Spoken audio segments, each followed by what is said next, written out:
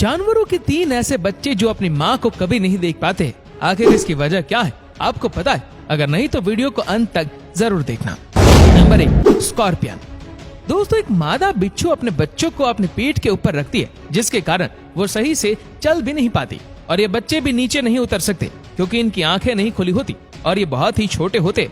और इसी वजह से भूख लगने पर सारे बच्चे अपनी माँ को ही धीरे धीरे खाना शुरू कर देते, जिस कारण ये कभी भी अपनी माँ को नहीं देख पाते। Number 2, tortoise.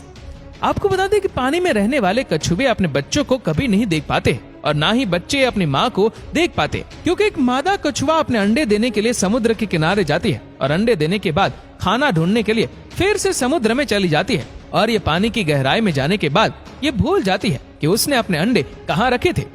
Number 3, octopus. दोस्तों, ऑक्टोपस पानी में रहने वाला बहुत ही शांत जीव है जो कि समुद्र की असीम गहराइयों में रहना पसंद करता है। आपको बता दें कि मादा ऑक्टोपस एक बार में करीब 70 से 80 हजार अंडे देती है और ये अपने अंडों की देखभाल करने के लिए एक ही जगह पर बैठी रहती है। पर दुख की बात तो ये है कि अंडों से बच्चे निकलने से पहले ही भूख के कारण मादा ऑक्टोपस की मौत हो जाती है। दोस्तों, क्या आपको पता है कि सांप के बच्चे कैसे पैदा होते हैं?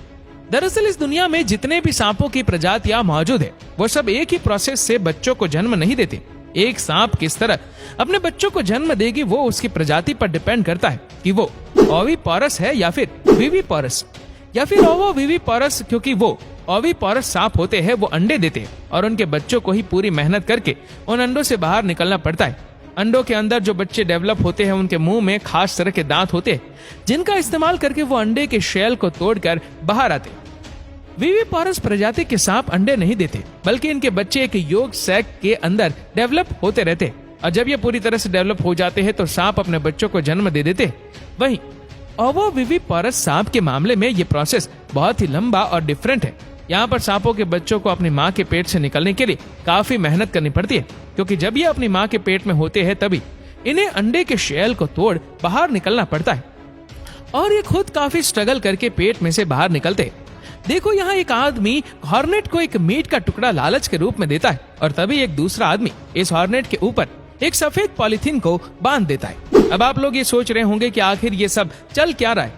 असल में अब हॉर्नेट का छत्ता बर्बाद होना तय है, क्योंकि जैसे ही वो अपने घर की तरफ जाएगी, ये लोग इस सफेद पॉलिथीन की मदद से छिपे हुए छत्ते का पता लगा लेंगे, जैसे कि ड्रोन द्वारा ट्रैक किया जाता है। और जैसे ही हॉर्नेट अपने नेशनल में पहुंचती है तो ये लोग भी प्रोटेक्शन सूट पहनकर उसकी तरफ निकल पड़ते हैं और जैसे ही छत्ते का पता चलता है तो ये व्यक्ति उसे खोदकर बाहर निकालता है और उनके अंडे और लार्वा को नष्ट कर देता है, जिसमें उनकी रानी हॉर्नेट की भी मौत हो जाती है। दरअसल ये लोग ऐसा इसलिए करते हैं क्योंकि एशियन जॉइंट हॉर्नेट एक आक्रामक कीड़ा है जो कि मधुमक्खी फार्मिंग को बर्बाद कर देता है।